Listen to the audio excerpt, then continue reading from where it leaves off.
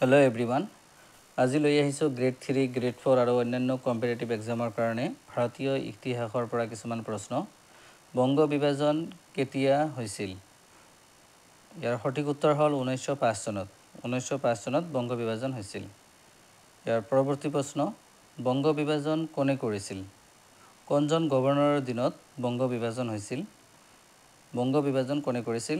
সঠিক উত্তৰ হ'ল লৰ্ড কাৰ্জন। লৰ্ড কাৰ্জনে বংগ বিভাজন কৰিছিল। পৰৱৰ্তী প্ৰশ্ন, অসহযোগ আন্দোলন কেতিয়া আৰম্ভ কৰা হৈছিল? অসহযোগ আন্দোলন মহাত্মা গান্ধীৰ নেতৃত্বত হৈছিল, কিন্তু কেতিয়া আৰম্ভ কৰা হৈছিল? ইয়াৰ সঠিক উত্তৰ হ'ল 1920 চনত আৰম্ভ হৈছিল আৰু শেষ হৈছিল 1922 চনলৈ। 1922 চনত অসহযোগ আন্দোলন শেষ হৈছিল। আইন অমান্য আন্দোলন কেতিয়া আৰম্ভ কৰা হৈছিল? আইন অমান্য আন্দোলন কেতিয়া আৰম্ভ কৰা হৈছিল? ইয়াৰ সঠিক উত্তৰ হ'ল 1930 চনত। সঠিক উত্তৰ হ'ল 1930 চনত আইন অমান্য আন্দোলন কাৰ্যকৰী কৰা হৈছিল আৰু ইয়াৰ নেতৃত্ব দিছিল মহাত্মা গান্ধী। পৰৱৰ্তী প্ৰশ্ন, ভাৰত ত্যাগ আন্দোলন কেতিয়া আৰম্ভ কৰা হৈছিল? ভাৰত ত্যাগ আন্দোলনৰ নেতৃত্ব দিছিল মহাত্মা গান্ধী আৰু ইয়াৰ শ্লোগানটো আছিল কৰিম কিম্বা মৰিম, আৰু এইটো আৰম্ভ হৈছিল ভাৰত ত্যাগ আন্দোলন 1942 চনত। দ্বিতীয় বিশ্বযুদ্ধ কেতিয়া আৰম্ভ হৈছিল? দ্বিতীয় বিশ্বযুদ্ধ কেতিয়া আৰম্ভ হৈছিল? ইয়াৰ সঠিক উত্তৰ হ'ল 1939 চনত দ্বিতীয় বিশ্বযুদ্ধ আৰম্ভ হৈছিল। প্ৰথম পঞ্চবাৰ্ষিক পৰিকল্পনা কেতিয়া আৰম্ভ কৰা হৈছিল? ভাৰত স্বাধীন হোৱাৰ পিছত প্ৰথম পঞ্চবাৰ্ষিক পৰিকল্পনা কেতিয়া আৰম্ভ কৰা হৈছিল?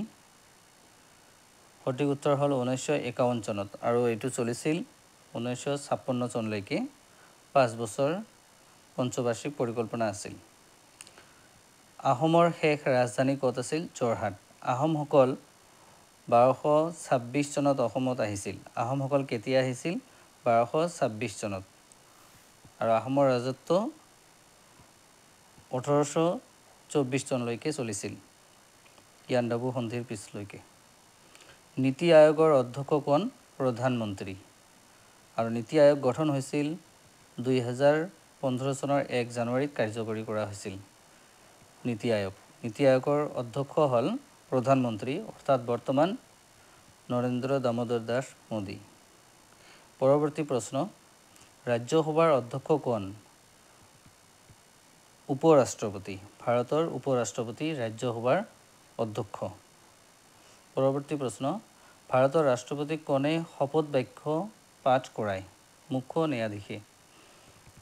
ভাৰতৰ ৰাষ্ট্ৰপতিক কোনে শপত বাক্য পাঠ কৰায়? মুখ্য ন্যায়াধীশ।